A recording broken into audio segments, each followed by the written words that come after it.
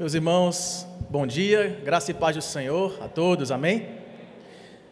Na semana passada nós falávamos sobre uma das parábolas que Jesus usou para falar sobre os últimos tempos, sobre a preparação que nós deveríamos ter para aguardar o seu glorioso retorno. Eu quero convidá-lo então a dar continuidade com a segunda parábola aí de Mateus capítulo 25.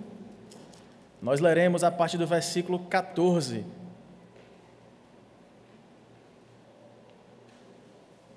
Esta que será a segunda parábola nessa série aí. A primeira, os irmãos estavam aqui ou acompanharam de casa. Aliás, bom dia a você também que nos acompanha na transmissão.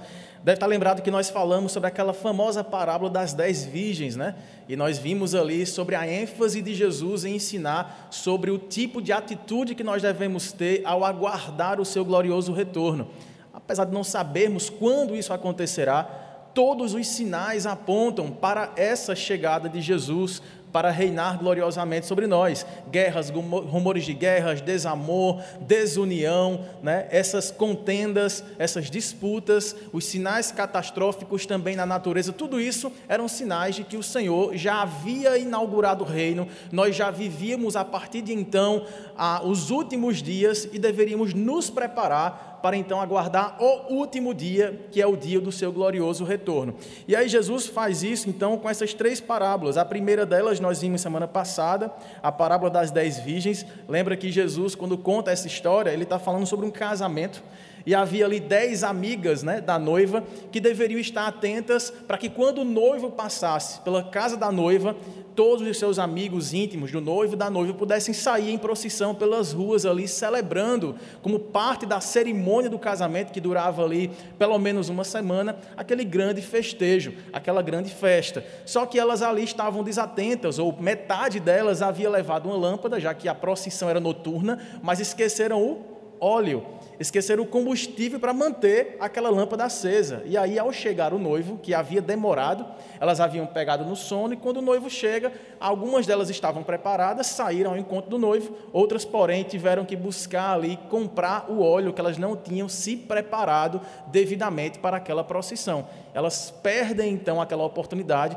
e ao chegar na festa, depois, as portas estavam fechadas. Elas não puderam participar ali dos festejos, das bodas, né, daquele casamento. E aí Jesus aplica essa história sobre o senso de urgência e preparação, pelo qual nós devemos estar sempre atentos aos sinais da vinda de Jesus e preparar também o nosso coração. Nessa segunda parábola aqui, Jesus vai falar sobre os talentos, a parábola dos talentos. E eu queria convidar você então a acompanhar a leitura a partir do versículo de número 14, que nos diz assim em Mateus capítulo 25.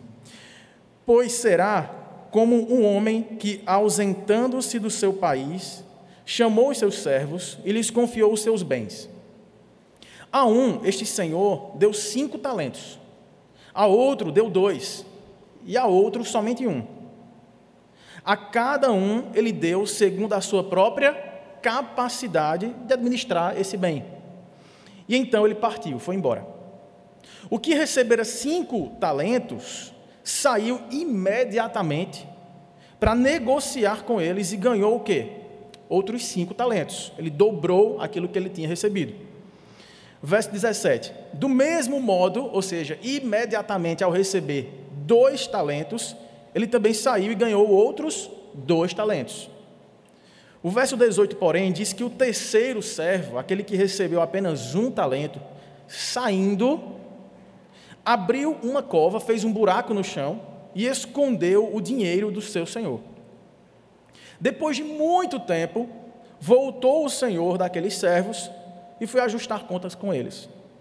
Então, aproximando-se o que recebera 5 talentos, entregou outros 5, dizendo: Senhor, confiaste-me 5 talentos, eis aqui outros 5 talentos que ganhei. E disse-lhe o Senhor: muito bem, servo bom e fiel, foste fiel no pouco, sobre o muito te colocarei, entra no gozo do teu Senhor. Aproximando-se também o que recebera 2 talentos, disse: Senhor, 2 talentos me confiaste, aqui tens outros 2 que ganhei. Disse-lhe o Senhor a mesma coisa: muito bem, servo bom e fiel, foste fiel no pouco, sobre o muito te colocarei, entra no gozo do teu Senhor. Chegando por fim, o que recebera 1 talento, disse: Senhor, sabendo que és homem severo, que ceifas onde não semeaste, e ajuntas onde não espalhaste, receoso, resolvi esconder o tesouro na terra, o talento que tu me deste, e aqui tens o que é teu. Respondeu-lhe, porém, o Senhor a este terceiro servo: servo mau, negligente, sabias que ceifo onde não semeei e ajunto onde não espalhei? É isso que você pensa de mim? Cumpria, portanto, que pelo menos você entregasse esse dinheiro aos banqueiros, e eu, ao voltar, receberia com juros o que é meu. Tirai-lhe, pois, o talento, e dai-o ao que tem 10 talentos. Porque a todo o que tem se lhe dará, e terá em abundância, mas ao que não tem, até o que tem lhe será tirado. E o servo inútil ou infiel, lançai-o para fora nas trevas, e ali haverá choro e ranger de dentes. Amém, irmãos? Vamos orar uma vez mais ao Senhor, vamos fechar os olhos, pedir que Deus possa falar ao nosso coração através da sua palavra. Ó Deus maravilhoso Pai, digno de toda honra, glória e louvor, como cantamos aqui, Tu és santo, Tu és benigno, Deus de toda graça. Obrigado por Tua revelação, do Teu ser, das Tuas obras e da Tua vontade para nós. Muito obrigado, Senhor, porque o Senhor nos deu esta palavra que nos encoraja, que prepara a nossa vida para aguardar, Senhor, a realização da nossa vívida esperança, que é o Teu retorno glorioso para nos buscar. Fala nesta palavra ao nosso coração, Senhor, que Teu Santo Espírito ministre a nós, em nome e para a glória de Jesus. Amém e amém. Meus irmãos, estamos aqui então falando neste evangelho de Mateus, que foi escrito visando aos judeus, apresentando Jesus como um grande rei, o rei messiânico, aquele prometido nas antigas profecias. E ele faz questão de citar vários textos bíblicos dos profetas antigos para demonstrar que Jesus era o filho de Davi, era aquele que viria reinar sobre toda a terra, começando do nosso coração. O reino de Deus não é carnal, ele veio ser inaugurado aqui através de uma conversão de vidas, pessoas transformadas. Jesus falou assim: o meu reino não é deste mundo, nestes princípios, nesses recursos, não é um governo com palácios, com carros, com poder militar, mas é um reino espiritual, que começa aqui, que haverá tempos em que eu precisarei me ausentar deste mundo, mas vocês não ficarão sozinhos, eu vou enviar o Espírito Santo para aplicar no coração de vocês os princípios deste reino, para que na minha volta, quando eu voltar, eu encontre fé no coração de vocês, eu encontre conversão genuína, eu encontre arrependimento e boas obras que glorifiquem ao Pai que está nos céus. Quando Jesus então está falando sobre tudo que acompanharia os sinais do seu retorno, toda a perseguição contra a igreja, o sofrimento, o desamor, as brigas, as contendas e guerras, Jesus traz uma mensagem de esperança. Tudo isso não é o fim. Eu vou voltar, eu darei fim a toda a maldade, mas eu restaurarei também toda a terra e nós viveremos gloriosamente a reinar com Cristo por toda a eternidade. Quando Jesus traz então essa mensagem, que ao mesmo tempo traz um certo temor ao nosso coração do que nos aguarda adiante, como crentes, como pessoas que são alvos das filosofias vãs deste mundo, pessoas que são perseguidas por causa da justiça, pessoas que são odiosas por causa daquilo que creem, ao mesmo tempo ele traz essa mensagem de convicção, de segurança, de certeza, de que se nós assim vivermos e perseverarmos, quando ele voltar, seremos encontrados sãos, santos, irrepreensíveis perante Ele, para vivermos com Ele para sempre. Quando Jesus então fala sobre isso no capítulo anterior, capítulo 24, no seu famoso sermão profético, ele traz então essa série de parábolas aqui no capítulo 25. E quando ele está falando sobre essa parábola, irmãos, nos traz aqui algumas evidências lógicas de como Jesus está preparando a mente dos seus discípulos e o coração deles para aguardar a sua vinda sem uma ansiedade desesperadora, mas também sem aquela complacência, aquele espírito relaxado de tipo, já estou em Cristo, já sou salvo, Jesus é meu amigo, não há o que temer, não há também o que fazer, eu vou apenas aguardar, porque este mundo mesmo já ou jaz no maligno. Jesus corrige então, trazendo essa boa perspectiva de um retorno glorioso, acompanhado de uma vida íntegra e fiel à sua vontade. Quando ele faz isso, então, ele começa nos versículos 14 e 15 com a introdução dessa parábola. Veja que a expressão que ele usa aqui é semelhante à que ele introduziu a parábola anterior. Ele fala, será semelhante a um homem, será como um homem. O que será? A sua volta.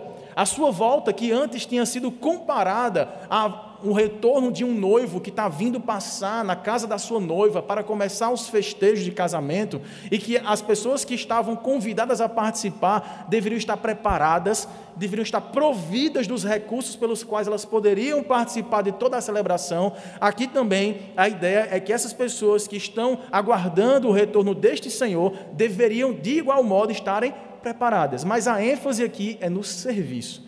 Veja que logo quando ele começa falando aí, pois será como um homem que, ausentando-se do país, chamou os seus servos e lhes confiou o quê?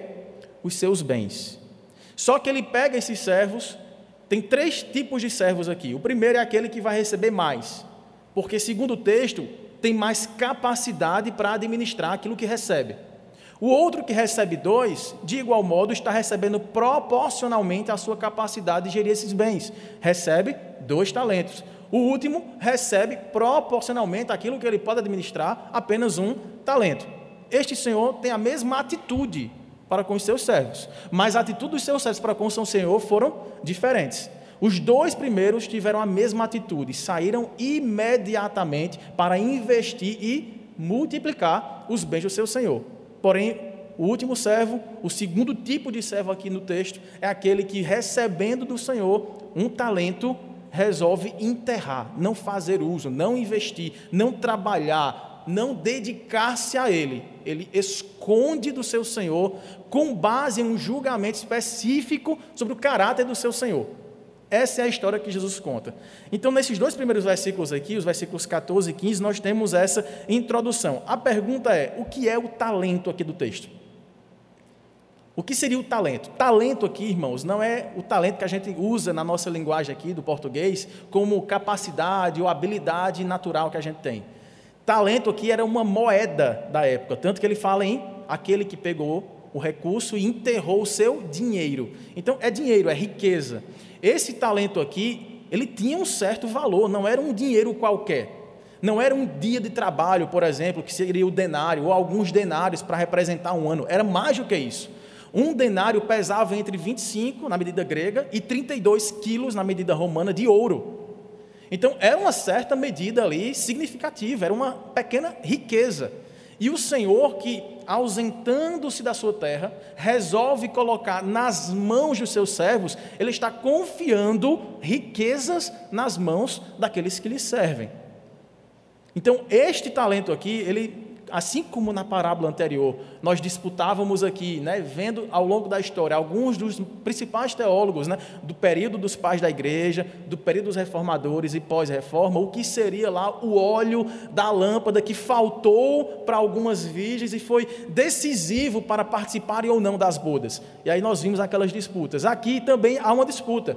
O que é este talento? Por exemplo, Orígenes, aquele primeiro que a gente citou também semana passada, que era um dos pais da igreja, estava pertinho ali, da era apostólica, ele entendia, e muito por causa do contexto hermenêutico da época, em que a ideia de interpretar a Bíblia trazia não apenas uma ideia histórica e gramatical, mas também alegórica. Eles pegavam detalhes do texto e com muita criatividade colocavam ali sugestões espirituais, disciplinas cristãs saudáveis, mas dizendo que elas, de fato, estavam aqui diretamente significadas no texto. Então, nessa tentativa, Orígenes falou que este homem aqui, o Senhor, que sai e distribui os seus bens, representaria Cristo como um homem nobre, que dá aos seus discípulos, os seus servos, o ministério da palavra. O ministério da palavra. Então, talento para ele era o ministério da palavra. Gregório Magno, o Grande, ele dizia que os 5 talentos que foram dados ao primeiro servo eram os 5 sentidos humanos. Os 2 talentos dados ao segundo servo seriam teoria e prática. E o último, que recebeu só 1, seria só a teoria. Criativo. João Calvino, já bem depois, ali na Reforma Protestante do século XVI, né, ele vai dizer que esses talentos dessa parábola representavam os dons do Espírito Santo. Então, mais do que representações de capacidades inatas de gerir coisas e bens, representavam aqui no texto dons do Espírito Santo. E muitos outros teólogos, né, posteriores à Reforma, defenderam a ideia de que os talentos poderiam ser capacidades, habilidades e responsabilidades. Mas a ideia, irmãos, voltando ao que a gente disse semana passada, a ideia de parábola, esse gênero literário que mistura um conceito que é explicado através de uma história, não nos é dado para que possamos, assim, descobrir os significados específicos de cada parte, cada detalhe da história. Ela nos dá uma lição geral. E aí, obviamente, a gente aplica essa lição geral às nossas necessidades específicas. Então, quando Jesus começa a contar essa história aqui, ele está exatamente trazendo o seu contexto de um senhor que tem muitos bens, que distribui a seus servos e que se ausenta.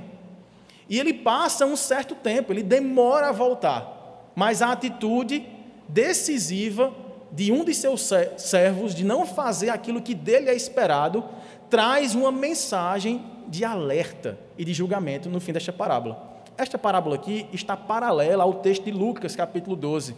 Nos versos finais, há uma história muito semelhante a essa.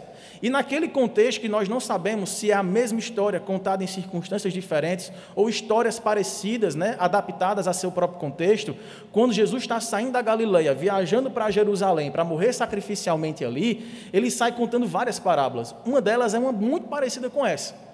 Mas o contexto também é semelhante. É um contexto escatológico. Jesus está falando do fim. Jesus está falando dos últimos dias.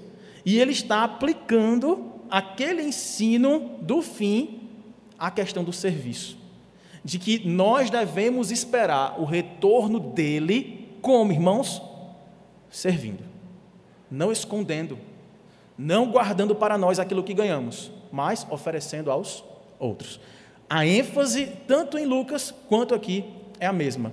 Os últimos dias estão entre nós. O último dia se aproxima. Jesus virá com certeza. Como nós estaremos para recebê-lo? Até que isso aconteça, como nós viveremos? E Jesus começa então a desenvolver, aí a partir dos versículos 19 até o versículo 30, a reação do Senhor para a atitude daqueles servos. Lá no verso 19, se você voltar então seus olhos para o texto de Mateus 25, diz que depois de muito tempo, voltou o Senhor daqueles servos e foi ajustar contas com eles. Isso aqui está muito semelhante à parábola anterior. Diz que o noivo, lá do casamento, demorou demais. Chegou, deu meia-noite, as amigas das noivas, as 10 virgens, né, estavam já cansadas, talvez passaram o dia preparando a noiva, ajudando ali os preparativos daquela festa, e o noivo toma e demorar, elas começam a se cansar e dormem, todas dormem. As 10 virgens dormem naquela história. Só que as 10 que dormiram, 5 delas estavam preparadas para que, ao acordarem, receberem o noivo e saírem com ele a festejar. As outras 5 não. Aqui, a mesma coisa. Diz que esse senhor sai e quando volta, passou-se muito tempo. E quando ele chega, 2 daqueles servos que haviam recebido quantias da sua riqueza, estavam preparados para prestar contas e alegrar o coração daquele senhor. Eu multipliquei, Senhor, os bens que o Senhor me deu. O que tinha 5, 10, o que tinha 2, 4, mas aquele que tinha 1, nada fez. Quando a gente chega então nos versos 21 e 23, a reação do Senhor, a atitude dos primeiros servos é de louvor. Veja lá. Disse-lhe o Senhor, muito bem, ao que tinha multiplicado os 5 talentos. Servo bom e fiel, foste fiel no pouco, sobre o muito te colocarei, entra no gozo do teu Senhor. E, se você olhar então o verso 23, é a mesma expressão que foi dita ao primeiro servo que multiplicou os 5 talentos, é também dita ao servo que multiplicou os 2 talentos. Então, a atitude desse Senhor aqui é de louvar a atitude daqueles servos, enfatizando o futuro glorioso que eles teriam. Vocês são felizes em honrarem o seu Senhor aqui, multiplicando aquilo que nas suas mãos eu coloquei, mas vocês serão muito mais felizes no futuro que está reservado para vocês, porque vocês foram fiéis no pouco, e sobre o muito te colocarei. Entra no gozo do teu Senhor. Atitude de louvor e uma promessa de uma recompensa incomparavelmente melhor. Mas, quando a gente chega então no verso 28 a 30, nós temos então a reação deste Senhor àquele servo que nada fez com o talento recebido. Tirar-lhe, pois, o talento, aquele que estava enterrado, e dai ao que multiplicou mais, ou ao que multiplicou primeiro, aquele que recebeu 5 e tem 10 talentos. Verso 29. Porque a todo o que tem, lhe será dado, e terá abundância. Mas ao que não tem, até o que lhe tem, ou até o que tem, lhe será tirado. Servo inútil, lançai-o para fora nas trevas, e ali haverá choro e ranger de dentes. Esse último servo, irmãos, ele não é louvado nem mesmo pela aparente prudência de guardar o tesouro para não perder. Porque pode ser que ele tinha essa expectativa, tipo, eu não vou aqui me comprometer, eu não vou arriscar, isso aqui não é meu, é dado pelo meu Senhor, vai que eu invista mal, que eu erre, e que quando ele voltar eu tenha menos. Então, com o medo de não perder, ele resolveu não ganhar. Ele não é chamado aqui de servo mais ou menos, servo normal, servo ordinário. Ele é chamado de quê, irmãos? Servo mau, servo infiel, servo negligente. Você não fez nada com o que eu lhe dei. Sabe qual é o motivo que o servo negligente dá para a sua atitude? Verso 24. Chegando por fim, o que receberam um talento disse: Senhor, sabendo, não é nem assim, pensando, imaginando, é sabendo que o Senhor é o quê? Um homem severo, exigente, cruel, e que ceifas onde não semeaste, ou seja, tu és o quê? Desonesto, e ajuntas onde não espalhaste, quase que chamando de ladrão, não é isso? Receoso, com medo da tua severidade e da tua desonestidade, eu escondi na terra o teu talento, toma de volta. Então veja, para justificar a sua atitude pecaminosa, aquele servo julga o seu senhor com base nesta alegação de um caráter duvidoso. Os versos 26 e 27 nos dizem então a resposta deste senhor para este servo. Respondeu-lhe, porém, o Senhor: tu és um servo mau, negligente. E aí ele pergunta: você sabia, Você sabia que eu ceifo onde não semeei? E que eu ajunto onde não espalhei? É assim que você me conhece? Este é o caráter pelo qual sou julgado por você? Cumpria, portanto, já que se assim fosse, você pelo menos não desvalorizasse o meu terreno, ou o meu tesouro, enterrando lá debaixo da terra. Que você pelo menos entregasse o dinheiro aos banqueiros, para que ele pudesse pelo menos ser atualizado monetariamente. Para que pelo menos eu não fosse prejudicado. Porque a decisão de nada fazer é uma decisão de fazer algo. E você fez algo mal. Você fez mau uso daquilo que eu te dei. E aí eu poderia pelo menos receber com juros aquilo que é meu. O Senhor então responde, irmãos, que a atitude desse servo foi baseada em uma percepção equivocada do caráter do seu Senhor. E essa atitude caracterizava esse servo como um servo, primeiro, mau, que julga mal, que não tem o discernimento apropriado de quem era aquele a quem ele servia, e que por causa disso ele teve uma atitude de infidelidade para com o seu Senhor.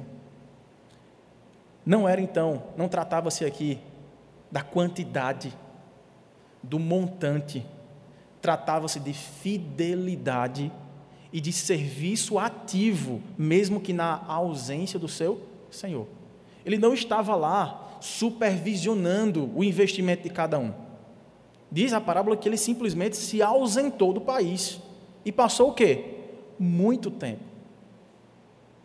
Imediatamente após a saída daquele senhor, aqueles 2 servos, os primeiros, imediatamente eles saíram para investir e continuar trabalhando para fazer crescer os bens do seu senhor. Enquanto que o outro, não sei se pensando assim, vai que ele volta logo, meu investimento é arriscado, não dá tempo de capitalizar, eu vou fazer o seguinte, eu vou enterrar aqui. Mas mais do que isso, a sua atitude foi gerida por causa do seu mau coração, por causa de um sentimento de ingratidão, por causa talvez de um sentimento de inveja contra o seu Senhor e de indignidade de servi-lo. Sobre tudo isso, nós chegamos então à lição geral dessa parábola. Na expectativa, irmãos, da volta de Jesus, a atitude que de nós é esperada como seus discípulos, como seus servos, não é uma espera passiva, mas um serviço ativo. A punição desse servo mau, que esperou passivamente, que nada fez, ou decidiu fazer algo mal contra o seu Senhor ao enterrar, esconder aquilo que pertencia ao Senhor e deveria ser trabalhado para fazê-lo honrado diante da sua comunidade. Aqui a atitude, a punição se divide em 2 aspectos. O primeiro aspecto é que ele perde aquele talento que o Senhor tinha dado. Então, o único talento que o Senhor já tinha dado para ele, ele pediu para que desenterrasse e não seria mais dele. E mais, seria dado àquele primeiro servo, poderia ser ao segundo também, mas é dado ao primeiro servo. Não nos cabe aqui fazer uma teologia, por que foi dado ao primeiro, que tinha mais e multiplicou. Ambos multiplicaram da mesma forma, dobraram o que tinha. Mas o foco de Jesus aqui é aquele que pensa que tem alguma coisa, nem aquilo que tem ele poderá levar daqui, porque até aquilo que tem lhe será tirado, mas aquele que já tem será enriquecido. É claro, irmãos, aqui com essa lição geral, nós não temos uma parábola que se destine ao assunto de dinheiro tão somente. Todos essas tentativas de identificar o significado imediato do talento, habilidades, responsabilidades, capacidades inatas, dons espirituais, ministério da palavra, sentidos humanos ao dispor do Senhor, colocar a teoria e prática em dia para que vivamos segundo a palavra de Deus, tudo isso faz parte do que a gente chama de sermos fiéis a Deus. Servos bons e fiéis, aqueles que não são negligentes, mas que são operosos, são aqueles que, recebendo de Deus a sua palavra, os dons, as oportunidades, as responsabilidades, colocam ao seu dispor para que este serviço ativo ao Rei possa alimentar no coração de quem serve, de quem é servido, a boa esperança do seu retorno. Aquele servo mau não desejava o retorno do seu Senhor, ele o queria longe mesmo, talvez justificando uma aparente severidade, uma expectativa de um julgamento que poderia ser pesado, mas isso fez com que ele perdesse a alegria de servir na expectativa do retorno do Senhor, que quando viria, olharia os frutos do seu trabalho e o honraria de forma multiplicada, assim como ele fez com os 2 primeiros servos. E aí o que aprendemos, irmãos, com essa lição? Primeiro é que precisamos ser fiéis com o que Deus coloca em nossas mãos. Seja muito, seja pouco.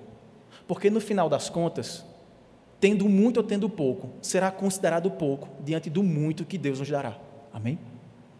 Não sei os dons e talentos que Deus colocou no seu coração, não sei a capacidade de você compreender e pregar a palavra. Todos nós temos as nossas diferenças. A forma que o primeiro servo investe e o segundo talvez não foi a mesma.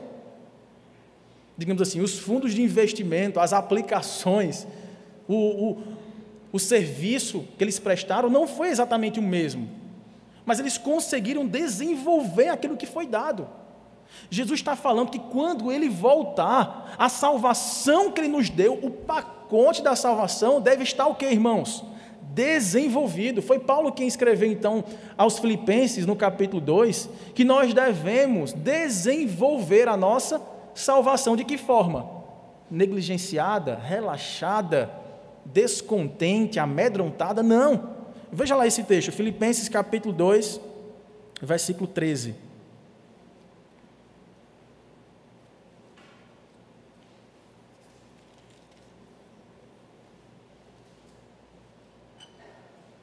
Versículo 12, para a gente chegar no 13.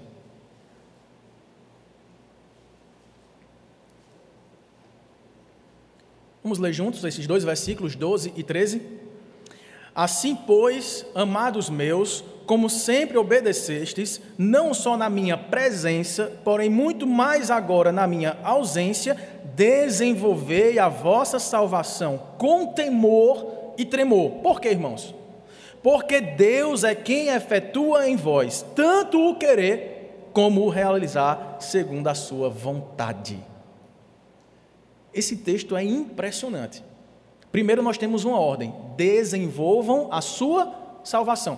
Nós recebemos um bem. Não foi um talento pesando entre 25 e 30 quilos de ouro não, irmãos. Foi o bem mais precioso que a gente poderia receber. Foi o maior presente da nossa vida. Porque ele foi um presente de graça, nós não fazíamos nada por merecer. Deus nos deu a salvação no seu Filho. Nós recebemos esse grande bem. E aí Paulo fala que nós devemos desenvolver aquilo que ganhamos gratuitamente. De que forma? Com tremor e temor. Tremor porque nós recebemos de um Deus santo, grande, todo-poderoso, e que nos conhece e sabe que nós não merecíamos receber, e que não poucas vezes faríamos mau uso daquilo que Ele nos deu, que negaríamos o favor ao outro, que sendo agraciados seríamos severos uns com os outros algumas vezes, que sendo perdoados não daríamos perdão a outras pessoas, que sendo julgados através de Jesus com misericórdia, julgaríamos aos outros com a justiça muito acima da que hoje vivemos, sabendo que nós seríamos infiéis, sabendo que nós seríamos incapazes, não poucas vezes, de demonstrarmos esse amor com o qual fomos amados ao próximo. Por tudo isso, meus irmãos, é com tremor que desenvolvemos a nossa salvação. Nós trememos sim, pelo pouco que temos feito em comparação com tudo o que o Senhor nos deu. Mas também devemos desenvolver a nossa salvação com temor. E aqui o sentido é de reverência, de devoção, de adoração, de dependência, de busca ao Deus que não nos trata de acordo com o nosso pecado, que não nos trata retribuindo a nossa iniquidade, antes nos trata com misericórdia, com graça, graça que perdoa, graça que conserta, graça que nos capacita a fazermos aquilo que fomos chamados a fazer. De fato, meus irmãos, essa parábola nos ensina que nós não podemos esperar Jesus voltar de braços cruzados, tentando justificar as nossas incapacidades, os nossos deslizes, e achando que outras pessoas, por serem melhores e mais capazes do que nós, vão fazer aquilo que nós fomos chamados a fazer. Não, o Senhor nos chama a todos. O Senhor perdoa a todos aqueles que reconhecem o seu senhorio em Cristo Jesus na sua vida. E o Senhor chama a todos, capacitando para cumprirem com a comissão dada pelo Senhor, de amá-lo, fazê-lo conhecido e servir uns aos outros com alegria, a fim de que a benevolência do Senhor, a graça do Senhor, a paciência do Senhor, a sabedoria do Senhor, seja de fato o norte da nossa história. Há um futuro, irmãos, glorioso, aguardando para mim e para você. Não por sermos os melhores servos, não por sabermos investir da melhor forma, mas porque nós devemos confiar a nossa vida com tremor e temor ao Deus que faz com que vivamos além das nossas capacidades, faz com que investamos no serviço do reino, na edificação da vida com Deus, muito além das nossas próprias forças. É o Senhor quem nos chama e é o Senhor quem nos capacita. É o Senhor quem perdoa as nossas faltas e é o Senhor quem nos agracia com a presença do seu Espírito, que vai endireitando os nossos caminhos, nos mostrando a direção e consertando as nossas incapacidades, a fim de que vivamos em inteira dependência do Senhor, na ardente expectativa daquilo que Ele fará através de nós. Como nós temos vivido a nossa vida com Deus? Como está o desenvolvimento da nossa salvação? Onde está investido o nosso tesouro? Onde está guardado aquilo que o Senhor nos deu, a fim de que sejamos capacitados para fazer aquilo que Ele nos chamou a fazer? Foi Jesus quem disse: onde está o teu tesouro, aí estará também o teu coração. Que o nosso tesouro esteja no local mais alto, esteja nos céus, onde a traça não alcança, o ferrugem não pode corroer, o ladrão não pode roubar, mas que de fato o nosso pensamento, os nossos talentos, as nossas responsabilidades, aquilo que somos, pensamos e fazemos, tudo isso seja voltado para a edificação do reino de Deus como uma prioridade absoluta da nossa vida. Assim, meus irmãos, nós estaremos aguardando o retorno do Senhor, e quando Ele voltar, Ele reunirá para si não um grupo de servos perfeitos por si próprios, mas um grupo de servos humildes, que reconhecem os seus limites, reconhecem as suas dificuldades, mas colocam no Senhor toda a confiança, toda a devoção e toda a expectativa da transformação completa que Ele está operando em nós e tudo aquilo que Ele vai trazer para nós, apesar de nós não merecermos. Há um reino glorioso prometido a todos os súditos fiéis do Senhor.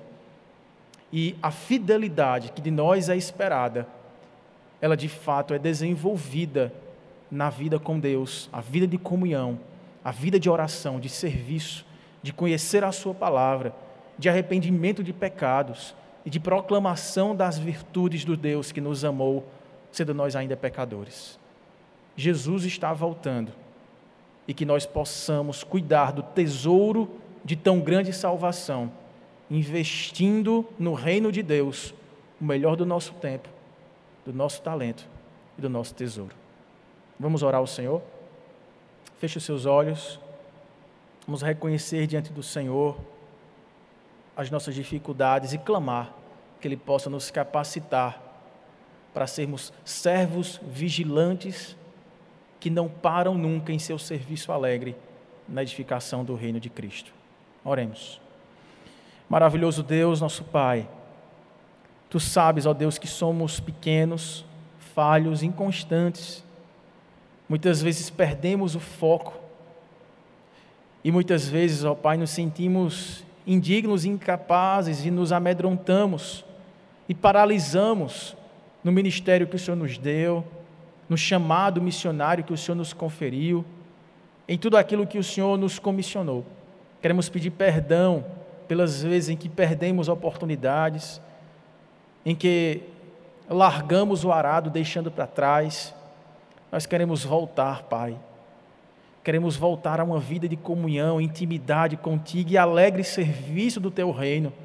Não nos permita enterrar, ó Pai, os nossos talentos, o nosso tesouro, aquilo que o Senhor nos deu. Não nos permita paralisar no processo de desenvolvimento da nossa salvação.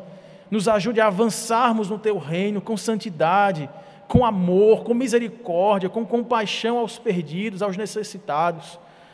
Ó Deus, que tudo aquilo que o Senhor colocou em nossas mãos, o Senhor mesmo faça prosperar. Perdoa, ó Pai, os nossos pecados e nos ajude, ó Deus, a vivermos para o Teu inteiro agrado, na ardente expectativa do Teu retorno glorioso e que possamos a cada dia, Senhor, aproveitarmos o nosso tempo, a chance que o Senhor nos dá para vivermos inteiramente para a Tua glória, não mais para nós mesmos, tudo para o Senhor, que tudo nos deu. Muito obrigado, ó Deus, em nome e para a glória de Jesus oramos. Amém.